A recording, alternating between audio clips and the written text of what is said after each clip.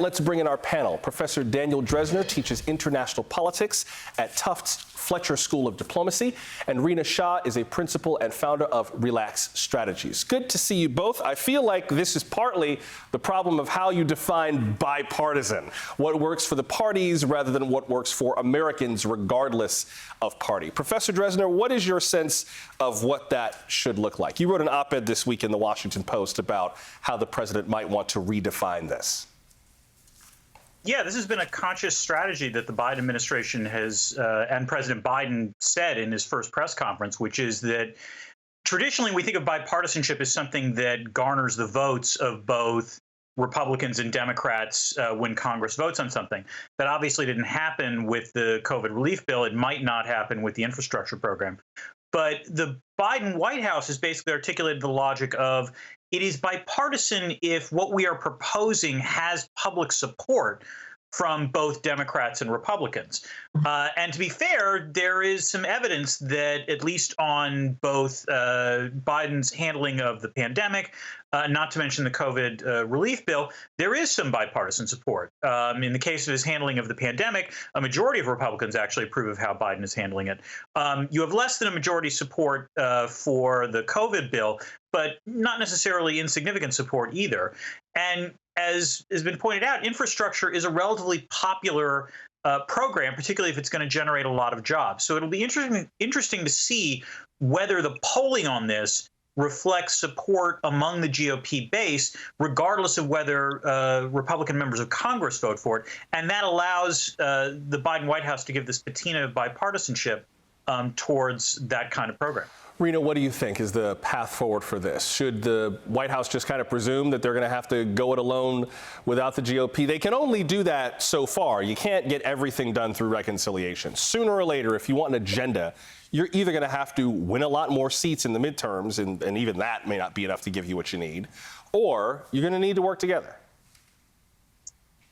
Josh, you bring up an excellent point here. It's time. This is the tricky part. This is where the work begins. He has to get the will of the Republicans in the House to say, let's come to the table, find common ground. Over the past few years, I know Republicans in Congress want to get something done on infrastructure.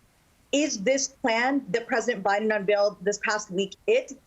I don't think so. And that's the hard part, is because there's so much of this plan that I heard conservatives say this past week, conservatives like me who voted for Biden in election 2020, but are now saying, oh, this is the part where I'm having trouble stomaching what he's putting out there. It's a very robust plan. We know that. It is ambitious in every sense of the word, but I do believe in finding that political will on Capitol Hill.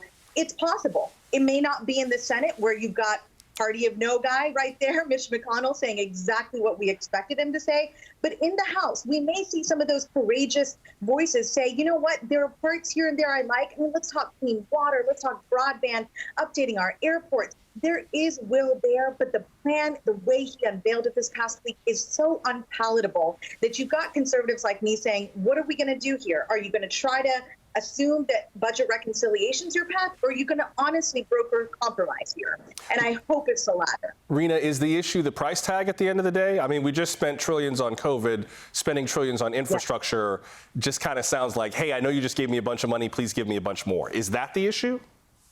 Well, that's not entirely it. That's a large part of it. But let's not forget how much is in there for climate change. We have a lot of climate deniers, unfortunately, still who are elected Republicans. And that's the hard part, because I'm with the younger set, the millennial Republicans, a lot who are piloting renewable energy sources, talking clean tech, let's be innovative here. But there is that older crop of Republicans that just cannot get on board for anything that smells like Green New Deal in any way, shape, or form. And that's where the money situation gets very tricky. Again, there's a lot there to love, but it's energy stuff that I think is really unpalatable for the older crop of Republicans who just have not been very honest. And you've got the younger crop like me who are pro-conservation and willing to do something rather than nothing. So, Professor, absent that, then what's the path forward for the president, for Democrats in Congress? I mean, this effort to even use reconciliation again shows that there's a lot of skepticism as to whether or not bipartisanship is going to bust out right now. So what's the path forward? It's not really, it just doesn't feel sustainable without doing something. Well, I think the difference between trying to go with reconciliation on infrastructure as opposed to what we have with the COVID emergency relief is that with COVID emergency relief, I mean, Biden did meet with some Republican senators, but really, let's be honest, that was pro forma. They then went immediately to reconciliation. And the argument was that this was an emergency, that things had to be done as soon as possible. And, you know, if you take a look at the polling, I think by and large, a lot of the American people were perfectly fine with that concept. With infrastructure, I will say that this is something where obviously you want to have action taken as soon as possible, but it's not an emergency. It's something where I think Biden is going to have to do more in terms of outreach for bipartisanship to sort of persuade centrists that he went the extra mile. It might be the case that he still winds up going with reconciliation, but you want to see the good faith effort towards bipartisanship that wasn't necessarily going on with respect to COVID emergency relief. And that might persuade a sufficient, fraction of the population, not just Democrats, but also independents and swing voters, that Biden really is trying at least to work with Republicans. And if Republicans are seen as the obstinate party, then maybe he can take the reconciliation route. The other thing I would add on this, by the way, just to push back a little bit on Rina, is that in terms of the spending, it is certainly the case that we were talking about trillions of dollars. The difference with COVID emergency relief in this, though, is that the COVID emergency relief was $2 trillion this year. The infrastructure package is trillions of dollars over the next decade, which sounds like a lot, but when you actually think about it from year to year, is significantly less. And also the other difference with this is that in theory, this is an emergency relief. Infrastructure spending done properly should actually increase economic growth and in many ways pay for itself eventually. Rina, did you want to respond to that?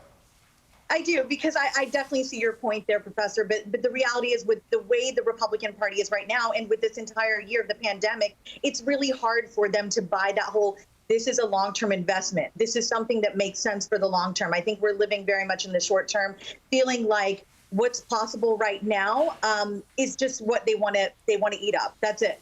That's the reality. They don't want to think long term. What if we called it the infrastructure tax cut and said it would pay for itself that way? Would that work? Well, golly, I think the messaging on this, that you bring up a great point. That's what's going to have to change, too. And I fully believe that President Biden's capable of that. I think he's going to have to go have some fireside chats on the Hill and do the messaging that he's well known for. Well, and that feels a bit like the issue, though, Rina. I mean, it's partly messaging. I mean, what I'm not hearing from Senator McConnell is anything new. It feels like he believes that he can use the same playbook that he's always used to say no, but he's not majority leader anymore. He still is powerful in that caucus, but the world has kind of changed. Still, you have Democrats like Joe Manchin and Kyrsten Sinema, who I think have suddenly become way more powerful just by their willingness in their party to say no. So it feels, Rina, like the president's almost fighting on two fronts. He's got the Republicans to deal with, and then he has more centrist, moderate, conservative Democrats in his party who are saying, no, you have to win me over too, now more than ever. And Senator Romney is not making it any easier by saying, don't go this alone, Joe. And so this is the part where it's tough. You just don't know how this thing is going to end up until you see Biden himself show up and have those conversations with people who were his colleagues.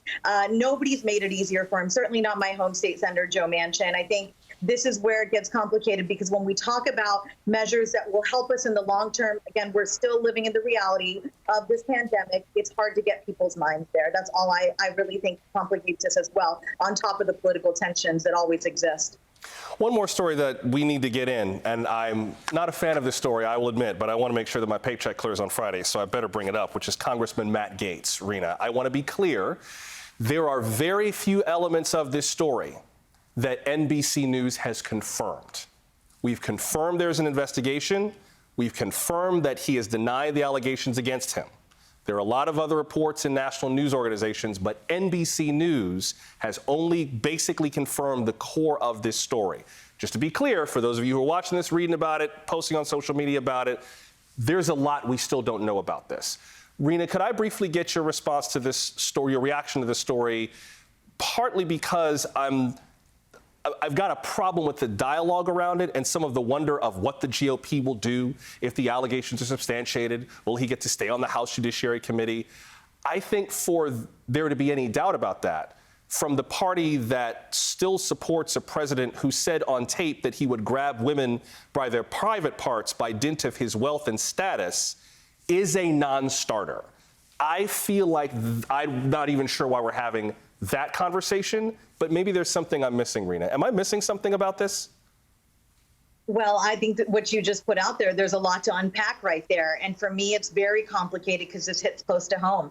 10 years ago, I was working for Matt Gaetz' predecessor, Congressman Jeff Miller, who represented Florida's 1st congressional district. Very conservative district, is the most conservative, the most Republican congressional district in all of Florida currently. So on one hand, I think Gaetz, all things aside from what we know about him, who he is as a person, very bombastic, just again, quite arrogant if you really ask me on a personal level. But the reality is here, he doesn't want to budge because why should he? It's a district that, again, loves Republicans. And he's thinking to himself, well, until the cards are really laid out in a way that makes it untenable for him to remain, he's going to stay put.